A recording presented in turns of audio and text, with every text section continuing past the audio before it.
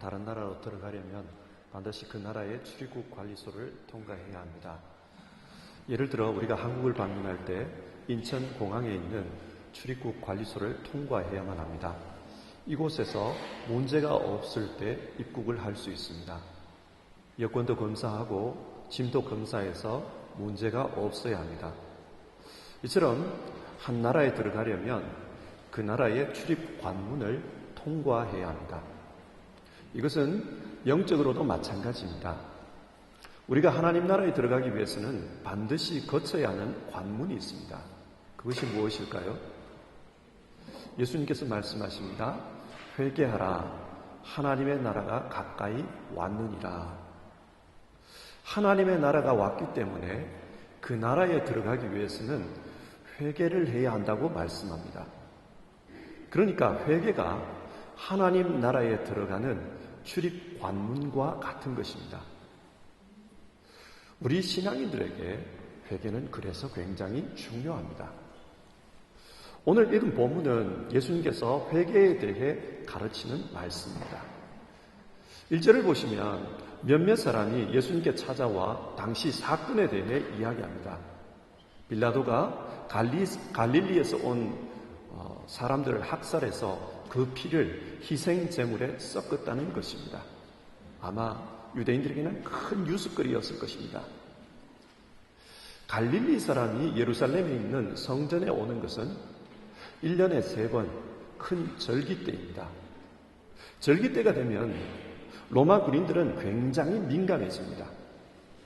유대인들은 정복자인 로마의 항거에서 종종 데모를 했는데 그러면 로마는 무력으로 그 시위대를 진압했습니다. 하지만 절기 때가 되면 수십만 명의 유대인들이 성전으로 몰려오므로 군대로 진압하기가 쉽지가 않습니다. 그래서 굉장히 군인들이 민감합니다. 이런 상황에서 어떤 소요사태가 있었던 것 같고 로마인들이 강하게 무력으로 진압을 하다가 갈릴리 사람 몇 명을 죽인 것으로 보입니다. 그러면서 그들의 피가 성전 양 잡는 곳에 튀었던 것으로 보입니다. 그렇기 때문에 사람들이 말하기를 그 빌라도가 그 피를 희생 제물에 섞었다. 이런 말이 기록되어 있습니다. 2절입니다. 예수님께서 그들에게 대답하셨다. 이 갈릴리 사람들이 이런 변을 당했다고 해서 다른 모든 갈릴리 사람보다 더 큰 죄인이라고 생각하느냐. 여기서 예수님이 그들에게 대답하셨다라는 구절이 나오는데요. 대답하셨다는 말은 뭔가 사람들이 예수님께 질문했다는 것을 전제로 합니다. 오늘 본문에는 사람들이 어떤 질문을 했는지 그 질문 내용이 나오지 않습니다만 예수님의 답변을 감안해 볼 때 이 사람들이 이렇게 죽은 것은 그들이 큰 죄를 지었기 때문이 아닐까요? 그런 내용의 질문이었던 것 같습니다. 한국 사람들의 경우 어떤 정치적인 소용돌이에 말려 운명을 달리한 희생자들을 보면 참 안 됐다, 억울하게 돌아가셨다 그렇게 생각합니다. 하지만 유대인들은 사람의 생과 사의 문제가 하나님께 달려있다고 믿기 때문에 혹시 그들이 하나님의 심판을 받아서 죽은 것이 아닌가 그런 의문을 가졌던 겁니다. 여기에 대한 예수님의 대답은 3절입니다. 그렇지 않다. 내가 너희에게 말한다. 너희도 회개하지 않으면 모두 그렇게 망할 것이다. 예수님께서는 이런 죽음의 원인을 개인의 죄 문제로 돌리지 않습니다. 대신에 인간의 운명에 대한 성경의 기본 입장을 말씀합니다. 모든 인간은 죄인입니다. 그래서 죽습니다. 죄의 싹은 사망이요. 문제는 좀 빠르게 죽느냐, 좀 늦게 죽느냐 그 차이일 뿐입니다. 그래서 회개하지 않고 하나님 나라에 들어갈 준비가 안 된 사람이 어느 날 갑자기 죽으면 어떡합니까? 불행합니다. 예수님은 사람들에게 이 문제를 생각하라고 말씀합니다. 당신은 준비가 되어 있는가? 당신은 회개하였는가? 그것을 묻습니다. 그러면서 예수님은 또 다른 사건을 언급합니다. 4절인데요. 또 실로암에 있는 탑이 무너져서 치여 죽은 18사람은 예루살렘에 사는 모든 사람보다 더 많이 죄를 지은 사람이라고 생각하느냐? 실로암은 예루살렘 성 안에 있는 인공으로 만든 물 저장소입니다. 그곳에 망대가 있었는데 그 망대가 무너졌다는 겁니다. 불의의 사고입니다. 이처럼 사람들이 사고로 죽은 것도 다른 사람보다 죄가 많았을까? 예수님께서 반문합니다. 그리고 스스로 아니라 그렇게 대답하십니다. 우리나라에는 대형 사고가 참 많았습니다. 삼풍백화점이 무너졌고요. 성수대교가 무너졌고, 대구 지하철이 불이 타서 사람들이 죽었고, 세월호가 가라앉았습니다. 여러분, 이렇게 대형 사고에서 죽은 사람들은 한 사람 개인이 다 악해서 그렇게 사고를 당했습니까? 아닙니다. 그 사람들 중에는 하나님을 잘 믿는 사람들도 있었습니다. 개인의 죄 문제와 상관이 없습니다. 물론 성경에는 하나님을 잘 믿으면 축복을 받고 잘못 믿으면 저주를 받는다는 내용이 있습니다. 그러나 이것을 일반화해서 삶의 모든 고난을 그 사람의 죄 때문이라고 말할 수는 없습니다. 욥을 보십시오. 그는 동방의 의인이라고 했습니다. 하나님께서 그의 믿음을 자랑할 정도입니다. 그런데 그런 욥에게 질병이 생겼습니다. 불의의 사고로 자녀를 다 잃었습니다. 그리고 어느 날 갑자기 경제적으로도 폭망했습니다. 어떤 죄 문제가 아니라도 이런 불행은 발생합니다. 그래서 예수님은 실로암 망대 사건을 말씀하시면서 그 사람들이 죄가 많아서 이런 일을 당했다? 그렇게 해석하지 않습니다. 대신에 너희도 회개하지 않으면 그렇게 될 수 있다 말씀합니다. 어느 날 갑자기 사고로 죽을 수 있다는 겁니다. 그러므로 언제든지 하나님 나라에 들어갈 준비가 되어 있어야 한다. 회개의 중요성에 대해서 강조하십니다. 그러니까 본문 1절부터 5절까지 말씀은 회개의 중요성에 대한 예수님의 말씀입니다. 그리고 이어서 6절부터는 이 회개를 설명하기 위해 비유 하나를 이야기하십니다. 어떤 사람이 포도원에다 무화과나무를 한 그루 심었는데 열매 맺힐 때가 되었지만 열매가 없다는 겁니다. 주인이 와서 3년 동안이나 지켜보았는데 열매를 못 얻었습니다. 그래서 포도원 지기에게 말하기를 땅만 허비하지 말고 그 나무를 찍어버리라 말씀합니다. 그러자 포도원 지기가 주인에게 이렇게 이야기합니다. 8절과 9절인데요. 주인님, 올해만 그냥 두십시오.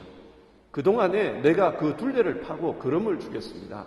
그렇게 하면 다음 철에 열매를 맺을지도 모릅니다. 그때 가서도 열매를 맺지 못하면 찍어버리십시오. 이 비유에서 포도원 주인은 하나님을 가리키고 포도원 지기는 예수님입니다. 물론 열매 맺지 못하는 무화과 나무는 회개하지 않는 사람들을 가리킵니다. 예수님 당시에 스스로 하나님의 백성이라고 말하면서 회개하지 않는 사람들이 있었습니다. 예를 들면 영생에 대한 질문을 가지고 주님을 찾아온 부자 청년이 있습니다. 그는 어떻게 하면 영생을 얻겠습니까? 아주 진지한 질문을 가지고 주께로 왔습니다. 주님은 그의 진지한 태도를 보고 네가 가진 모든 것을 팔아서 가난한 사람들에게 나누어 주고 너는 나를 따르라. 그렇게 대답해 주셨습니다. 주님의 대답을 받았습니다. 그러나 그는 그냥 근심하며 돌아갔다. 성경 그렇게 말씀합니다. 주님의 말씀을 들었지만 반응이 없습니다. 그냥 돌아갑니다. 왜 그렇습니까? 이것이 회개하지 않은 사람의 모습입니다. 오늘 본문에서 말하는 열매 없이 땅만 허비하는 무화과 나무란 이런 류의 사람을 가리키는 겁니다. 반대로 삭개오를 생각해 봅시다. 그는 세리였습니다. 모든 사람들이 공인하는 죄인입니다. 절대 하나님 나라에 들어갈 수 없다 생각하는 그런 사람입니다. 그러나 예수님은 그를 보면서 이 사람도 아브라함의 자손이라고 했습니다. 삭개오는 예수님을 만난 후 자기 소유의 절반을 가난한 사람들에게 나누어 주고 또 강제로 빼앗은 것은 4배로 갚으려고 했습니다. 주님은 이것을 보시면서 오늘 구원이 이 집에 이르렀다 말씀합니다. 삭개오는 예수님의 말씀을 듣고 그 말씀에 반응합니다. 자기의 인생을 바꿉니다. 이것이 열매 맺는 나무입니다. 예수님께서 둘레를 파고 걸음을 주어서 드디어 그 삶에 하나님이 원하시는 열매가 맺힌 겁니다. 여기서 한번 생각해 봅시다. 여러분, 회개가 무엇입니까? 회개가 무엇이길래 이것이 천국의 관문입니까? 일반적인 의미로 회개는 자신의 잘못을 뉘우치는 것을 가리킵니다. 그러나 성경이 말하는 회개는 조금 다릅니다. 성경이 말하는 회개는 죄 문제와 연관이 있습니다. 자신이 죄인임을 인정하고 그 죄로부터 돌아서는 것, 그것이 회개입니다. 그래서 하나님 나라에 합당한 모습으로 돌아서는 것. 그러면 여러분, 성경이 말하는 죄가 무엇입니까? 죄로부터 돌아서는 것이 회개라고 했는데 죄가 무엇입니까? 야고보서 1장 15절은 죄를 이렇게 설명합니다. 욕심이 잉태하면 죄를 낳고 죄가 자라면 죽음을 낳습니다. 죄의 출발점은 욕심입니다. 이 욕심은 헬라어로 에피디미아인데 이 말은 무엇인가에 대한 열정, 갈망 이런 뜻에서 왔습니다. 그런데 이것이 잉태가 되었다고 합니다. 잉태라는 말은 헬라어로 쉴 람바노인데 이것은 무엇과 함께라는 뜻의 접두어 쉰과 붙잡는다라는 뜻의 동사 람바노가 합쳐진 것입니다. 그러니까 잉태하다라는 말은 무언가를 함께 잡았다 그런 뜻입니다. 무엇을 함께 잡은 겁니까? 앞에서 욕심은 열정, 갈망이라는 단어에서 출발한다고 했습니다. 사람이 어떤 일에 대해 열정을 가지는 것은 나쁜 게 아니에요. 여러분이 무언가를 잘하고 싶은 열심이 있으면 그게 나쁜 겁니까? 공부를 잘하고 싶다, 운동을 잘하고 싶다, 신앙생활을 잘하고 싶다, 사회생활을 잘하고 싶다. 이게 잘못된 겁니까? 아닙니다. 오히려 이런 열정이 없는 것이 잘못된 겁니다. 그런데 문제는 이 열정이 무엇을 같이 잡았다는 겁니다. 뭔가를 같이 잡아버리면 그게 죄가 된다는 거예요. 같이 잡은 것이 무엇입니까? 창세기 3장을 보면 인간은 마귀의 유혹을 받습니다. 마귀가 말하기를 너도 하나님같이 될 수 있어 그렇게 유혹합니다. 그러면서 선악을 알게 하는 그 열매를 따먹으라고 합니다. 여기서 유혹의 핵심은 너도 하나님처럼 될 수 있어 라는 말입니다. 여러분, 마귀의 소원이 무엇일까요? 성경은 마귀의 소원에 대해서 말하지 않지만 유대인들의 전성에 따르면 마귀의 원래 이름은 루시프라고 합니다. 그리고 그는 하나님을 경배하는 천사장이었습니다. 그런데 하나님처럼 되고 싶은 소원이 있었습니다. 하나님처럼 모든 영광을 받는, 모든 찬송을 받는 그런 존재가 되고 싶었습니다. 그래서 하나님께 반역하고 하나님처럼 되려고 했다는 겁니다. 여러분, 마귀의 소원이 무엇입니까? 하나님처럼 되는 것입니다. 하나님처럼 된다는 것은 하나님 없이 자기 스스로 신이 된다는 말입니다. 결국 하나님 없이 사는 삶, 그것을 의미합니다. 그래서 인간에게도 유혹합니다. 너도 나처럼 해봐. 하나님을 떠나라는 말입니다. 하나님을 떠나 독립하라는 말입니다. 현대인들의 생각을 가지고 이 마귀의 말을 해석해보면 마귀의 말이 나쁜 것처럼 느껴지지 않을지 모르겠어요. 독립적으로 살아라. 너 스스로 판단하고 선과 악을 너 스스로 판단하고 거기에 대해서 너 스스로 책임지면 돼. 별로 나쁘지 않게 들려요. 그런데 여러분, 인간은 원래 하나님과 함께 살도록 만들어졌습니다. 하나님이 없을 때 인간은 허무한 존재, 유한한 존재, 불안한 존재에 불과합니다. 불완전한 존재에 불과합니다. 그래서 인간은 하나님과 함께 살아야만 합니다. 자, 이런 인간이 가지고 있는 열정은 좋습니다. 뭔가를 잘하고 싶어. 이것은 좋은 겁니다. 그런데 그 열정에 마귀의 유혹이 들어가면 그 열정이 변질되어 버립니다. 죄가 되어 버립니다. 예를 들어 공부를 잘하고 싶은 것은 좋은 것입니다. 그런데 거기에 이 공부를 통해서 내가 하나님처럼 되고 싶어. 그렇게 되어 버리면 이게 문제가 생겨요. 공부 잘해서 그 좋은 머리로 다른 사람을 노예처럼 짓밟습니다. 다른 사람 위에 군림하려고 합니다. 문제가 됩니다. 다윗을 한번 생각해 봅시다. 남자가 여자를 사랑하는 것은 본능입니다. 나쁜 게 아닙니다. 그런데 거기에 마귀의 유혹이 들어가면 우리아를 죽였으라도 저 예쁜 밧세바를 빼앗고 말겠다. 그렇게 되어버립니다. 자기가 하나님처럼 되어야 되기 때문에 모든 여자를 거느려야 되기 때문에 자기보다 힘 약한 사람은 죽여서라도 빼앗을 수 있다. 그런 생각을 하는 겁니다. 이처럼 인간의 열정이 마귀의 유혹을 함께 붙잡으면 그것이 욕심이 되고 그 욕심은 결국 자라서 죄가 되어 우리 앞에 나타난다. 야고보서는 이것을 말합니다. 자, 이런 상황에서 회개한다는 것이 무슨 의미일까요? 회개는 죄로부터 돌아서는 것이라고 했습니다. 스스로 하나님이 되려고 했던 그 욕심이 잘못된 것임을 인정하는 겁니다. 하나님과 함께 사는 자리로 돌아가야 되겠다. 그것입니다. 부자 청년은 재물에 대한 욕심을 버리지 못했습니다. 왜? 그 재물이 주는 혜택이 너무 많았거든요. 그 재물을 가지고 다른 사람을 움직일 수 있는 권력을 가졌습니다. 사람들 앞에서 하나님처럼 군림할 수 있는 그런 능력이 그 재물에서 나옵니다. 포기할 수 없습니다. 그래서 그는 회개할 수 없었던 겁니다. 반면 삭개오는 어떻습니까?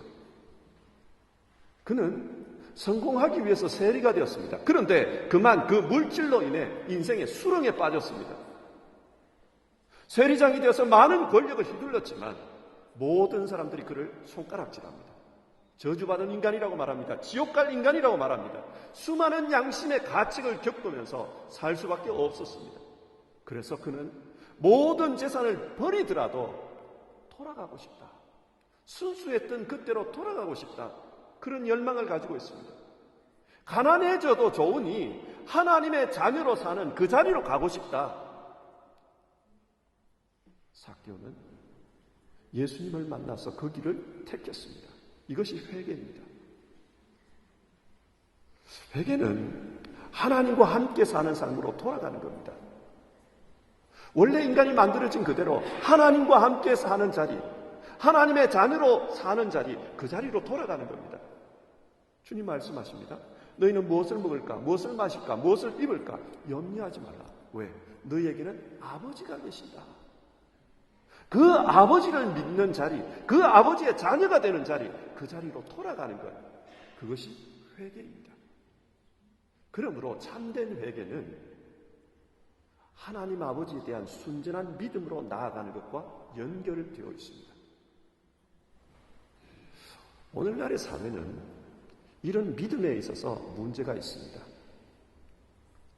어떤 이발사와 목사가 나란히 길을 가고 있었습니다.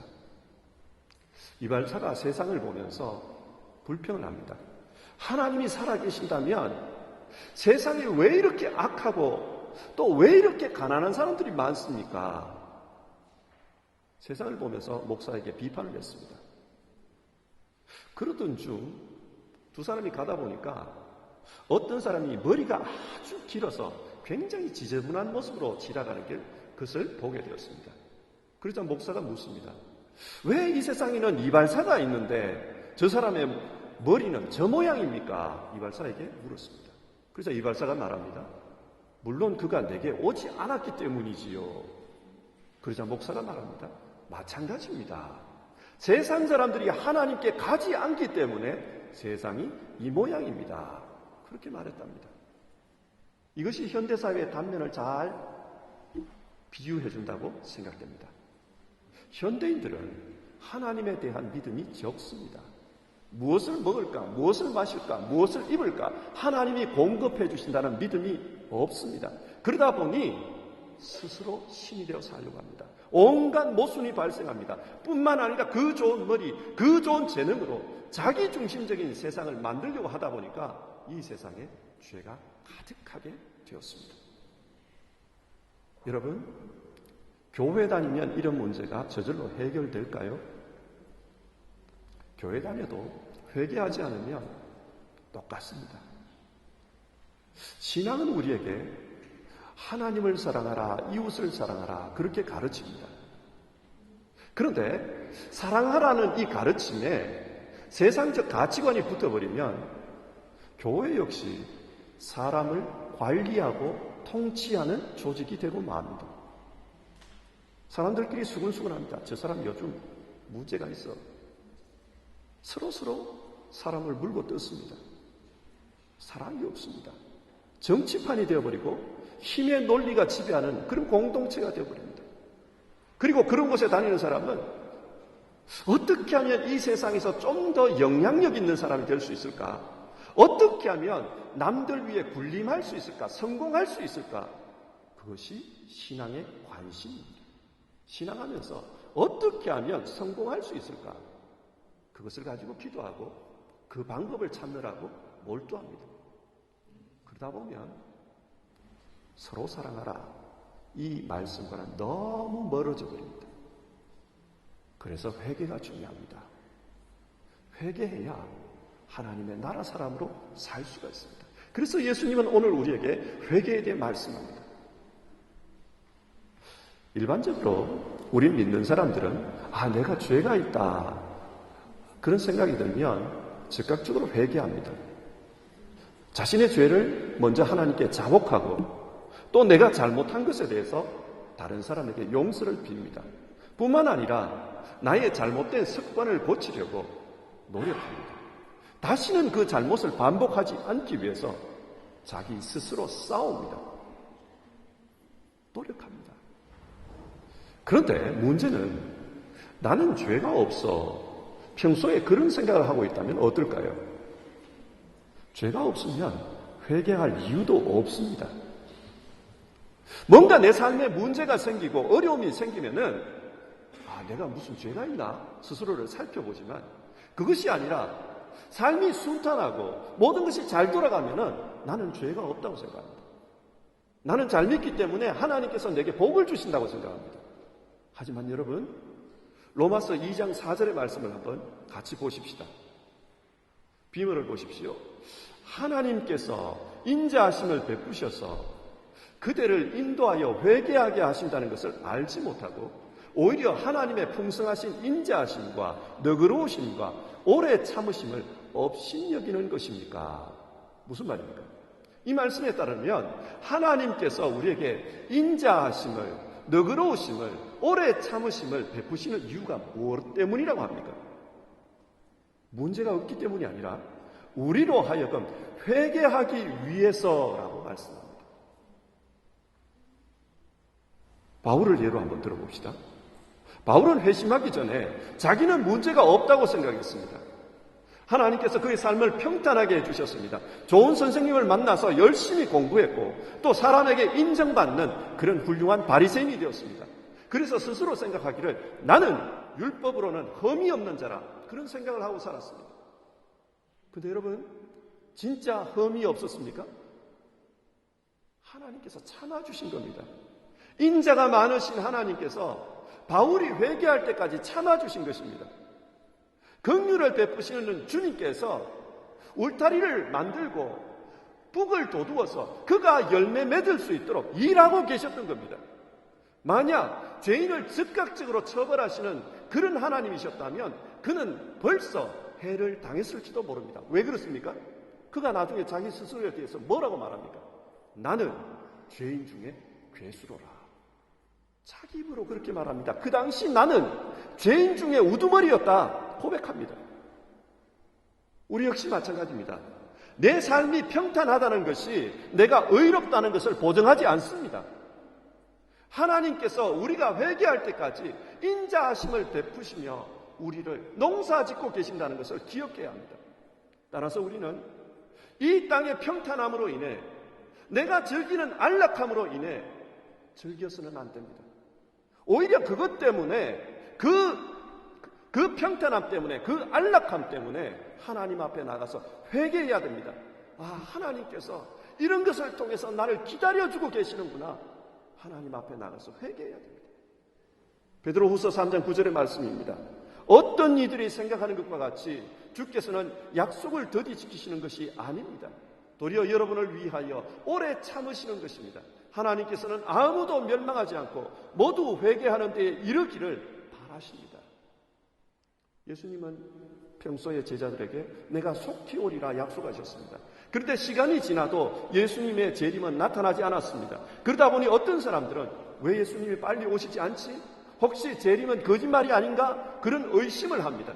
그 가운데 베드로 사도가 답을 합니다. 어떻게 답합니까? 주님께서 속히 오시지 않는 이유는 우리가 다 회개할 때까지 기다리기 때문이다. 그렇게 말합니다. 주님은 기다리고 계시는 겁니다. 지금도 농사 지으시면서 우리가 회개하기를 기다리고 계시는 겁니다. 도시에 사는 어떤 남매가 시골 할머니 댁에 놀러를 갔습니다. 그곳에 가니까 오랜만에 왔다고 삼촌이 남자아이에게 고무총을 사주었어요. 그러자 그 아이는 그 고무총을 가지고 뭔가를 맞추는 연습을 하면서 신나게 놀았습니다. 이것저것 다 쏘아봤습니다. 잘 안 돼요. 그러다가 할머니가 아끼는 오리가 요 앞을 지나가는 거예요. 그걸 겨냥을 해서 쏴버렸는데 웬걸 오리의 머리에 명중을 하고 말았습니다. 오리는 그 자리에서 즉사했습니다. 힘없이 푹 쓰러져서 죽어버렸습니다. 아이가 그 장면을 보고 놀랐습니다. 겁이 났습니다. 어이쿠, 할머니한테 혼날 텐데. 그때 주위를 둘러보니까 아무도 없었어요. 그래서 얼른 죽은 오리를 나무 밑에다 묶고 낙엽으로 덮었습니다. 자기가 봐도 깜짝 같았어요. 하지만 할머니를 보자 이 심장이 쿵쿵 뛰기 시작했어요. 두근거리는 마음을 어쩔 수가 없었습니다. 그래서 할머니가 정성스럽게 준비해 주시는 저녁도 먹는 둥 마는 둥 하였습니다. 잠자리에 들었습니다. 누워도 잠이 오질 않았습니다. 할머니가 내일 오리가 없는 걸 아실 텐데 그러면 어쩌지 고민이 되었습니다. 그래도 자기 위해서 눈을 감았는데 눈을 감으니까 푹 쓰러지는 그 오리의 모습이 자꾸 눈에 떠오르는 겁니다. 이 아이는 고민하다가 너무 괴로워서 이러면 안 되겠다 결심을 했습니다. 어차피 이렇게 괴로운 거 할머니께 말씀을 드리자. 차라리 벌 받는 게 낫다. 벌 받고 나면은 그래도 마음은 편하지 않겠나. 그래서 이튿날 아침 할머니 방으로 들어갔습니다. 똑똑똑 할머니가 묻습니다. 무슨 일이니? 아이는 겁이 났지만 용기를 내가지고 사실을 그대로 고백했습니다. 고백하다 보니 무서워졌어요. 그래서 울었습니다. 그래서 그 고백을 듣던 할머니가 우는 손자를 안아주면서 얘야, 너는 정말 착하구나. 너 밤새 많이 힘들었지. 걱정하지 마. 난 이미 다 용서해서. 할머니 그렇게 말하는 거예요. 그러면서 할머니가 하시는 말씀이 근데 말이야, 사실은 내가 어제 오후에 2층에 앉아서 밖을 내다보다가 네가 하는 짓을 다 보았단다. 그런데 내가 꾸중하면 네가 놀랄 것 같아서 네 발로 찾아올 때까지 내가 기다리고 있었단다. 너 참 착하구나. 걱정하지 마. 나는 이미 다 용서했어. 할머니가 그렇게 말씀해 주셨어요. 우리가 잘 아는 할머니 모습 아닙니까? 하나님도 마찬가지입니다. 하나님은 우리가 우리 스스로를 돌아보기를 원하십니다. 그래서 정말 하나님의 사람, 정말 순전한 신앙인으로 돌아오기를 기다리십니다. 여러분, 지금 내 삶이 편안하다고 문제가 없는 것일까요? 아닙니다. 하나님께서 기다리시는 겁니다. 말씀을 맺겠습니다. 오늘은 대림절 전 마지막 두 번째 주일입니다. 그리고 이번 주 수요일은 독일교회 달력으로 부스 앤 베타입니다. 한 해의 삶을 돌아보면서 하나님 앞에 참여하는 그런 기도의 날입니다. 어쩌면 자신의 삶을 살아보면, 자신의 삶을 돌아보면 내가 뭘 회개해야지 기억이 나지 않을 수도 있습니다. 그러나 내 삶이 왜 이렇게 평안한지를 한번 생각해 볼 수 있기를 바랍니다. 내가 잘했을까요? 아니면 하나님께서 나를 농사 지으면서 내가 회개할 때까지 기다리고 계시는 걸까요? 나는 아무것도 한 것이 없는데 하나님께서 내가 잘 살아갈 수 있도록 은혜 베풀어 주신 것은 아닐까요? 순전한 신앙으로 돌아올 때까지 세상과 타협하면서 세상과 양다리 걸치면서 살아가는 나를 봐주시는 것은 아닐까요? 첫사랑을 잃어버리고 냉랭하게 살아가면서 신앙의 열정도 떨어져 버린 내 삶을 그래도 하나님이 붙들어 주시는 것은 회복하는 그 자리로 돌아오도록 기다리시는 것은 아닐까요? 하나님은 우리 모두가 하나님 나라의 온전한 사람으로 살아갈 수 있기를 원합니다. 그래서 회개하는 것을 원하십니다. 여러분, 우리가 회개하면 어떻게 됩니까?